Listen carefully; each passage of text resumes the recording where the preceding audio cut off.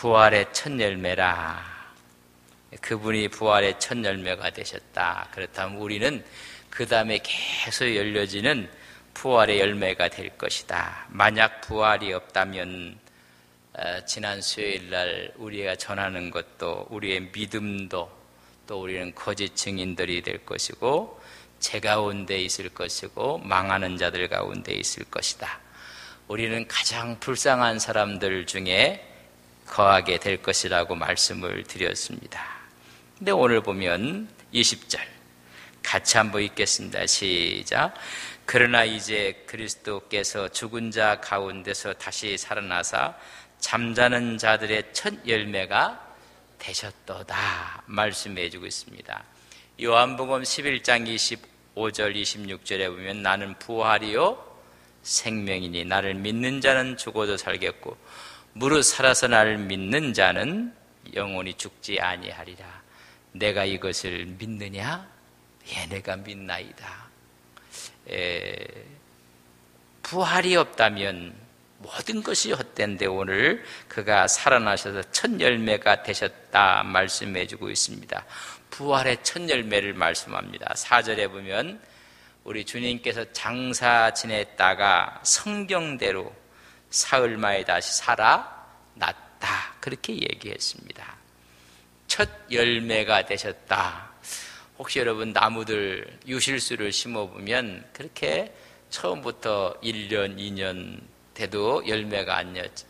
그래서 3년, 4년 돼서 처음 열매가 맺혀지면 그 다음에는 어떻게 열려요? 수없이 열려요. 뭐 하나 열렸으니까 다음에는 2개 열리는 게 아니에요. 1-2개 열린 나무가 그 다음에는 수없이 많이 열리게 돼요.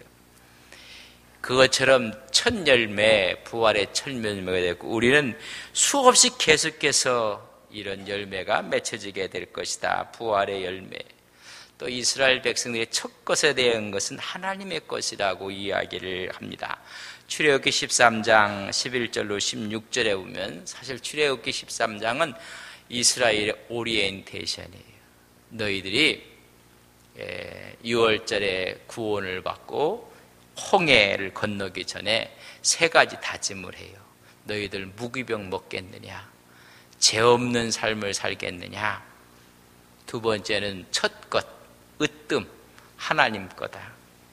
너희들이 죽어야 될 자리에 너희들이 죽지 않았다.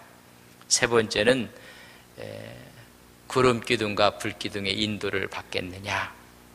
그러니까 성부에 대해서는 으뜸 사상, 예수 그리스도에 대해서는 거룩한 삶을 살겠느냐?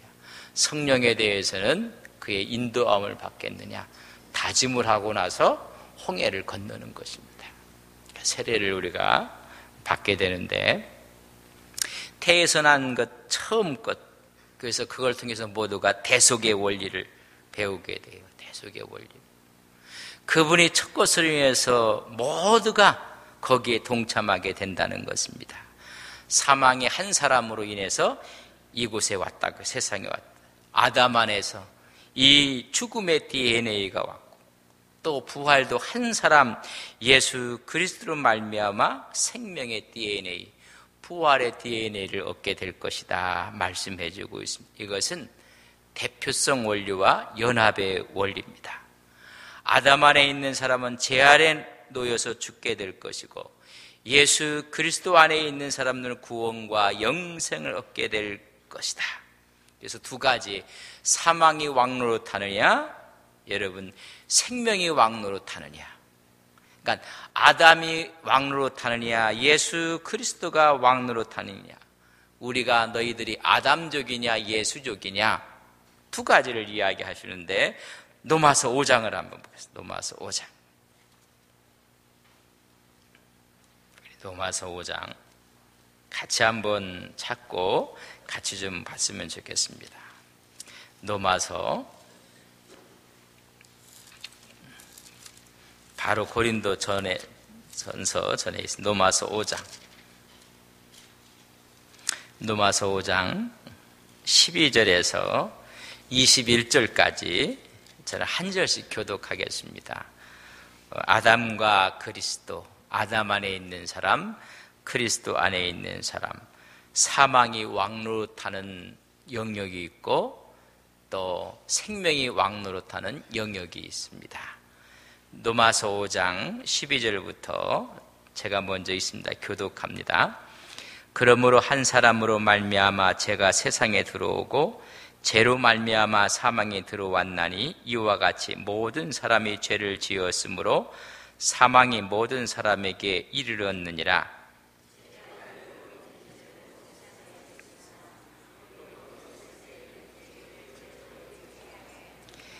그러나 아담으로부터 모세까지 아담의 범죄와 같은 죄를 짓지 아니한 자들까지도 사망이 왕노릇하였나니 아담은 오실자의 모형이라.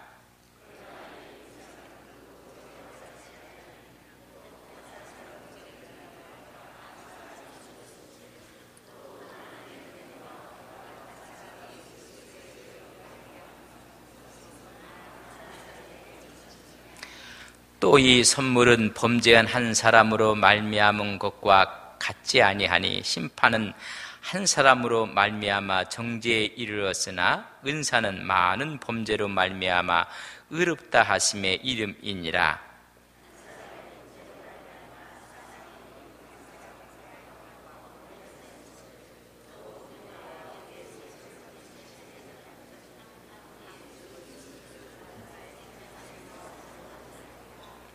그런즉 한 범죄로 많은 사람이 정죄에 이른 것 같이 한 의로운 행위로 말미암아 많은 사람이 의롭다 하심을 받아 생명에 이르렀느니라.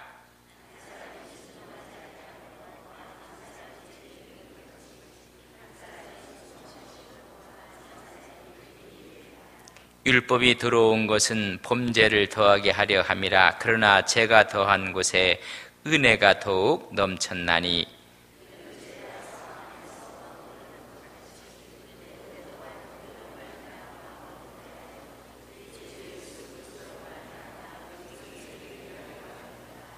아멘. 한 사람으로 말미암아 사망이 왔고 그 사망이 왕노릇하였다. 그렇다면 더욱 은혜와 의의 선물을 주시는 예수 한 분으로 말미암아 우리는 생명 안에서 왕노릇하게 되느니라. 그래서 누가 왕노릇하는 것인가? 그 말씀을 여러분 오늘 고린도전서 15장 보세요. 12장 22절에 기록해 놓고 있습니다. 22절 같이 시작. 아담 안에서 모든 사람이 죽은 것 같이 그리스도 안에서 모든 사람이 삶을 얻으리라. 사망이 왕노릇했고 생명이 왕노릇해서 아담 안에 있는 사람은 죽을 것이고 예수 안에 있는 사람들은 영생 삶을 얻을 것이니라 말씀해 주고 있습니다. 그래서 요한복음 5장 29절에 보면 심판의 부활과 생명의 부활이 있을 것이다. 그리스도 안에 있는 모든 사람들에게는 생명의 부활로, 아담 안에 있는 모든 사람들에게는 심판의 부활로 서게 될 것이다 말씀해 주고 있습니다. 그렇다면 부활의 순서는 어떻게 되는 건가? 부활의 순서 23절 같이 한번 읽습니다. 시작. 그러나 각각 자기 차례대로 되리니 먼저는 첫 열매인 그리스도요 다음에는 그가 강림하실 때에 그리스도에게 속한 우리 모든 자들이 정말로 아름다운 부활의 열매로 주님 앞에 서게 될 것이다 말씀해 주고 있습니다. 그리고 부활, 예수님께서 이 땅에 왜 오셨을까? 왜 또 부활까지 우리에게 이야기를 해주고 있는 것인가? 인류는 죄 아래에 있다고 했어요. 로마서 3장 10절에 보면 의인이 없나니 하나도 없다고 했어요. 로마서 3장 23절에 보면 모든 사람이 죄를 범하였다, 하나님의 의에 이르지 못한다 했어요. 죄 아래에 있어요. 다시 말하면 이 세상은 아담의 죄로 말미암아 하나님의 진노 아래에 있게 됐어요. 그래서 멸망이 멸망, 죽음으로 가는 인류의 모습, 죄 아래에 있었어요. 그래서 로마서에 보면 열린 무덤이요 심판 아래 있다. 인생이 열린 무덤 속으로 다 들어가서 마지막 멸망으로, 죽음으로 끝나는 것이 인류의 역사였습니다. 원래 하나님이 창조하신 건 그건 아니었어요. 영원히 사는 영생에 있었는데 하나님께 불충을 했어요. 하나님처럼 되고 싶어. 그래서 죄를 짓고 말았습니다. 인류는 죄 아래 있어요. 그렇다면 이 죄 아래 있는 인류를 구원하시기 위해서 하나님께서 누구를 보내셨어요? 독생성자 예수 그리스도를 보내주셨습니다. 하나님의 한 의, 아담으로 인해서 죄로 왔으면 하나님께 또 다른 의를 성취하기 위해서 로마서 3장 20절 21절에 보면 예수 그리스도를 보내주셨어요. 그분이 이 땅에 오셨어요. 이 땅에 오셔서 이 죄값을 그의 몸으로 다 짊어지셨어요. 그것이 십자가의 대속의 죽음입니다. 과거와 현재와 미래, 인류의 과거와 오늘 이 시간과 미래의 모든 죄를 다 짊어지시고 대속의 죽음, 그래서 이것을 화목제물 되셨다 했습니다. 이런 이야기를 주님께서 말씀을 했습니다. 그러나 제자들조차 믿지 않았어요. 주님이 죽으시고 무덤에 들어갔을 때 제자들은 뿔뿔이 다 흩어졌어요. 다 흩어져서 고기 잡으러 갔고 있었어요. 그럼 제자들도 믿지 않았기 때문에 유대인들은 말할 것도 없어요. 아예 믿지 않았습니다. 가족들도 가족들도 미쳤다 이야기했어요. 뿔뿔이 흩어지고 어느 누구도 믿지 않았어요. 근데 그들이 부활한 주님을 만났어요. 제자들이 믿음이 생겼어요.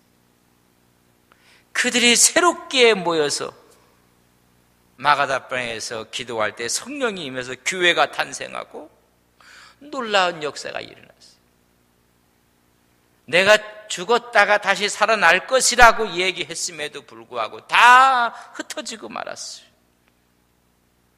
그들이 오늘 15장에 보면 게바에게 보내고 많은 사람 500의 형제에게 보내고 야고보에게 보이시고 마지막에 만삭되어 나지 못한 나에게도 보이셨고 이 부활을 목도한 사람들이 이게 사실이구나, 이게 진리다, 이게 하나님의 진리인 것을 믿게 되었습니다.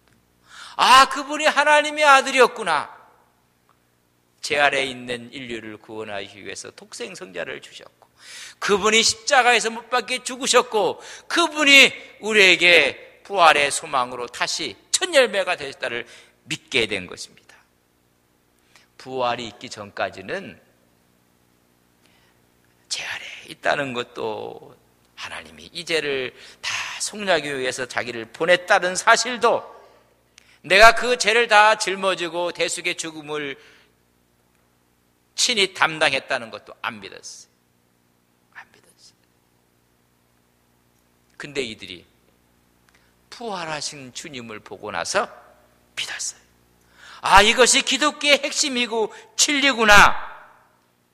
변화가 일어난 거예요. 오늘 우리가 가장 중요한 게 뭐냐면요, 그분의 부활을 믿는 거예요.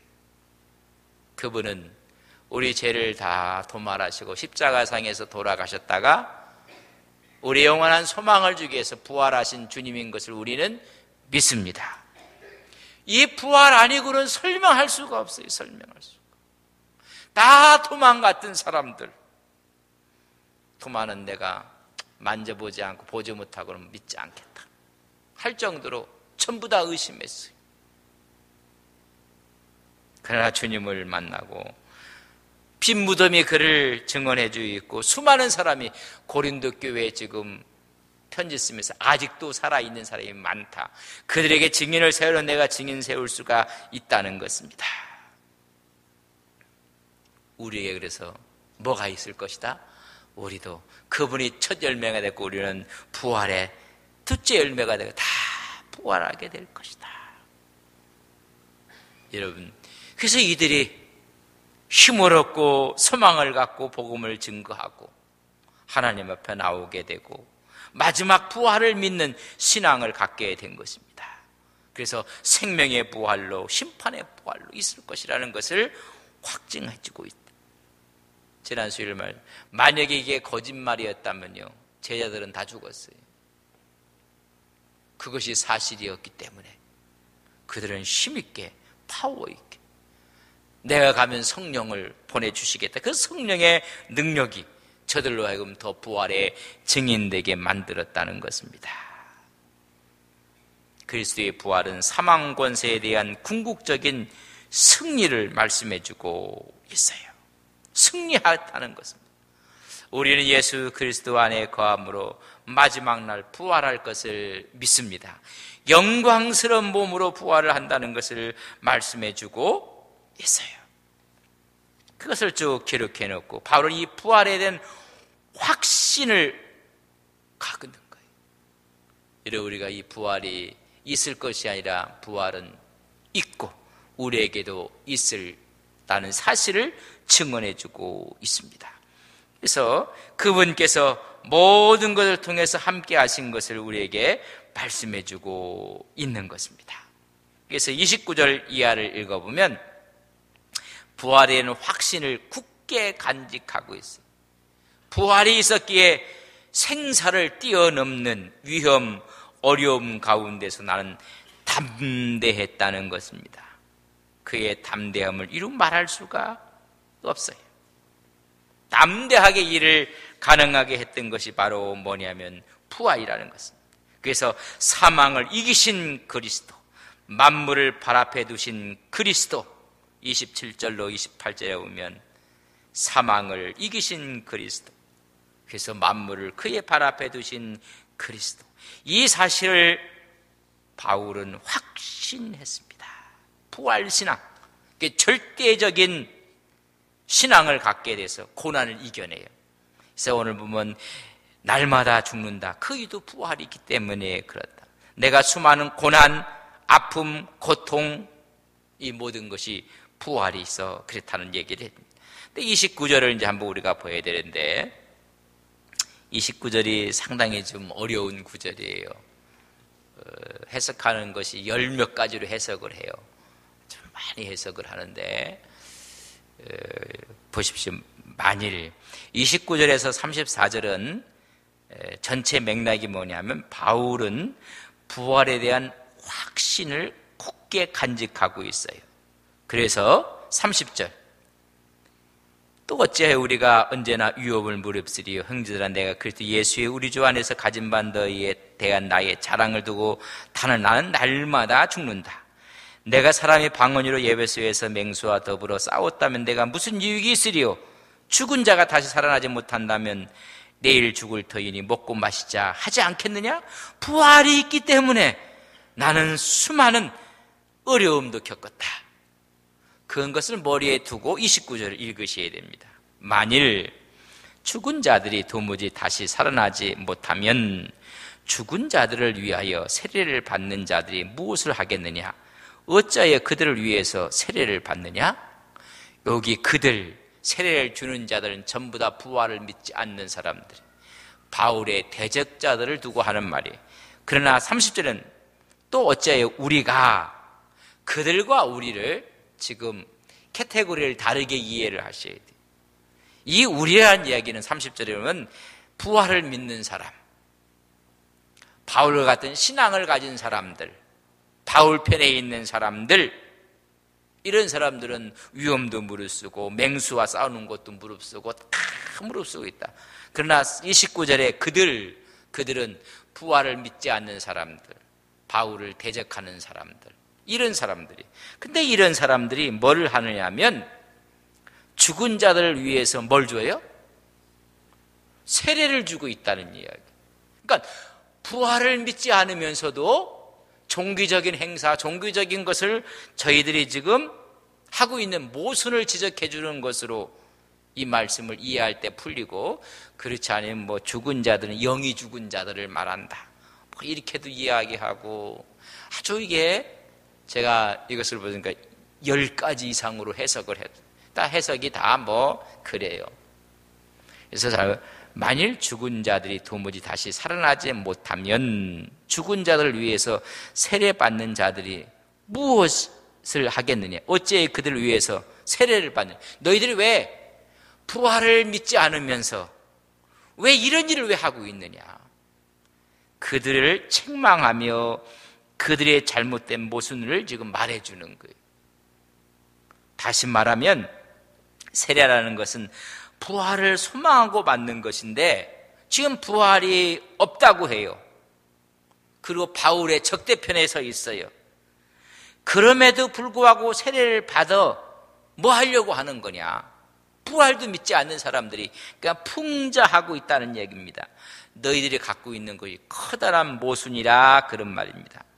왜 부활을 믿지 않으면서 그 당시 풍속을 따르고 있느냐? 너희들 모순이라는 이야기예요. 근데 이것이 훗날 이단 사상에서는 그런 것을 받아들였어요. 이게 잘못된 생각이라는 얘기죠. 말시움 받은지 케린투스파라는 후대에 이런 이단들이 생겨서 죽은 자에게 세례를 줘서 연옥에서 천국으로 가고 이런 식으로 막 이야기를 했어요. 이게 이제 중세 캐톨릭의 큰 죄가 면죄부를 파는 거죠. 이런 식으로 후에 발달했던 내용들이. 그러나 이것은 바울의 적대자들, 부활을 믿지 않는 사람들이 믿지 않으면서도 그들이 풍속을, 그러니까 풍속이라고 했다는 것은 뭔가 있다는 실체가 있는데 그건 믿지도 않으면서, 그렇다면 그들 생각 속에서 깊은 이면 속에는 뭐가 있다는 거예요? 부활이 있음에도 불구하고 부활을 믿지 않으면서 이런 행위를 하는 거예요. 믿지. 우리가 주님의 부활을 정말 속속들이 믿어야 돼요. 근데 이들은 이렇게 믿지 않으면서 그냥 풍속처럼 그런 풍속이 나왔다는 의미는 부활이 또 있다는 증거인데 그걸 믿지도 않으면서 외형적으로 하는 게 큰 모순이라는 모순이다. 아무 의미 없는 거라고 지금 말씀. 그러나 우리는 부활이 있기 때문에 위험도 무릅쓰고 있다. 우리는 담대하게 이것을 자랑하는데 우리는 날마다 죽는다. 부활이 있음을 얘기해 주고 있어요. 우리가 맹수와도 싸우고 죽을 뻔하고 그렇다. 그러나 그걸 개의치 않고 부활을 믿기 때문에 그렇다는 것입니다. 모든 절망적인 사태를 극복하는 게 부활신앙입니다. 고난을 이겨내는 담대함, 이 생의 쾌락으로부터 해방돼서 하나님과 함께 고난받기를 즐기하는 것, 다 부활의 신앙을 갖고 있는 것. 긍정적인 사고로 현실이 어려운 문제들을 두려워하지 않는 것입니다. 이게 참 신앙의 힘이라는 거예요. 소망을 천국에 두기 때문에 가능한 것. 그래서 맹수와도 싸우고 우리 삶을 절제하고 만약 부활이 없다면 쾌락과 무절제의 삶이 낫다. 그러나 부활이 있기에 우리는 어떠한 어려움 앞에서도 죽음 앞에서 두려워하지 않는다. 오히려 날마다 죽는다. 왜? 날마다 사는 길이 있기 때문에 그렇다는 것입니다. 모진 고난, 고통, 핍박을 감수한다. 부활의 소망이 있기 때문에. 근데 너희들이 부활의 소망도 믿지 않으면서도 그런 풍속을 한다는 게 무슨 의미가 있겠느냐? 그건 아니라는 얘기. 그래서 살아있는 동안 우리가 예수 안에 속한다는 것이 축복이라는 것을 말씀해 줬어요. 그러나 이런 일이 그 당시 있었느냐 없었느냐 모르냐, 후대에 가서는 죽은 자를 위해서 세례를 줘서 천국을 하겠는, 이건 이단들이죠. 이단의 학설이라는 것을. 그래서 33절에 보면 속지 말라. 악한 동무들은 선한 행실을 더럽히느니라. 속지 말라. 여기서 악한 동무는 하나님 밖에 있는 자들, 부활을 믿지 않는 자들, 부활을 부인하는 자들, 이런 자들을 이렇게 너희들 속지 말라. 먹고 마시자 하는 쾌락주의, 거기에 경계하고 속지 말라고 이야기해 주고 있습니다. 34절에 보면 깨어 의를 행하고 죄를 짓지 말라. 이 땅에서 하나님의 영광을 바라보고 오늘도 거룩한 믿음을 걸어가라고 이야기해 주고 있습니다. 그래서 부활을 부인하고 방종적인 삶을 살아가는 걸 술 취하는 거로서, 그래서 빨리 깨어나라. 영원한 부활을 믿으라는 것입니다. 부활의 소망을 가지고 하나님 나라의 의를 위해서 행동하라. 그분이 뭐가 됐다고? 부활의 첫 열매가 되셨느니라. 그래서 담대하라. 맹수와 싸워도 두렵지 않았다. 여러분, 부활신앙을 믿으면 여러분 승리와 담대해질 수가 있어요. 기독교 신앙 가운데 여러 가지 신앙들이 있는데 하나님이 창조했다는 창조신앙을 믿어야 돼요.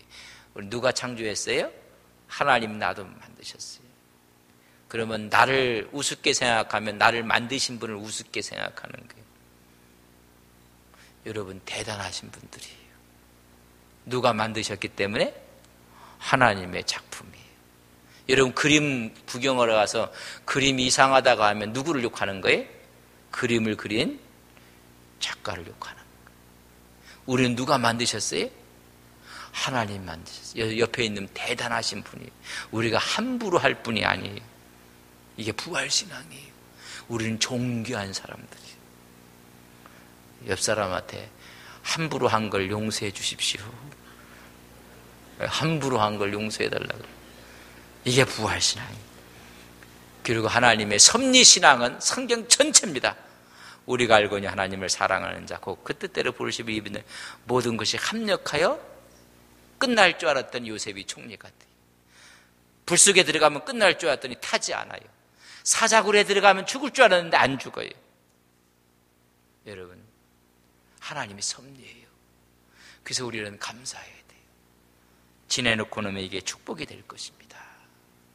그리고 중요한 게요, 영원히 사는 부활신앙이에요. 겁날 게 없어요.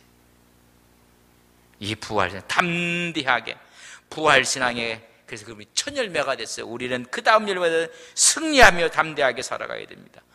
그래서 우리의 소망은 어디에 있어요? 부활한 저 천국에 있어요. 그렇기 때문에 이 땅에서 살아갈 때 어떻게 살아요? 기뻐하며 살아가야 돼요. 우리는 여기 있지만은 우리의 본적이 하늘나라예요. 하늘나라. 우리는 하늘 시민권을 가진 사람들이에요. 땅에 있지만 하늘의 영광을 바라보고 살아가는 사람. 여러분 부활의 신앙을 가진 자 in Christ, 주 안에 있어요. 그래서 우리의 지, 정, 의가 전부 다 어디 있어요? 주 안에 있어요. 생각도 머리의 지식도 바뀌어져야 돼. 그분 것으로, 땅의 지식이 아니라 하늘의 지식으로, 세상의 지식이 아니라 하나님의 말씀의 지식으로 바뀌어져야 돼. 우리의 정, 우리의 감정도 사랑하고 용서하고 관용하고 그렇게 바뀌어져야 돼. 근데 우리 감정 전체가 다 상해갖고 미워하고 시기하고, 어떻게 하면 전부 다 이게 감정이 전부 다 병들어 버렸어. 아니, 주 안에 있다면 그것도 편해. 그리고 우리 결단하고 의지하는 것도 뜻을 정해놓고 주 영광을 위해 살아. 지정의가 다 바뀌어버리는 거야. 세상의 방법이 아니라 하나님이 기뻐하는 하늘의 법을 따라 바뀌었죠. 여러분 그분이 부활의 첫 열매가 되셨습니다. 우리는 그 다음에 부활의 영광 가운데 있을 것을 믿습니다. 그러니까 맹수와 싸워도 날마다 우리가 어려움을 당해도 아무 의미가 없다는, 오히려 날마다 죽는다. 그러면서 하나님 앞에 나아가는 우리의 믿음과 우리의 신앙이 되기를 주님의 이름으로 간절히 바랍니다. 하나님 이런 부활의 신앙을 허락해 주셔서 우리에게 담대함을 허락해 주시고 늘 천국의 소망 가운데 기뻐하며 우리가 늘 주 안에 예수 안에 있기 때문에 우리의 지, 정, 의가 바뀌어지는 놀라운 부활의 능력의 역사가 나타나게 하옵소서. 예수님의 이름으로 기도 올리옵나이다. 아멘.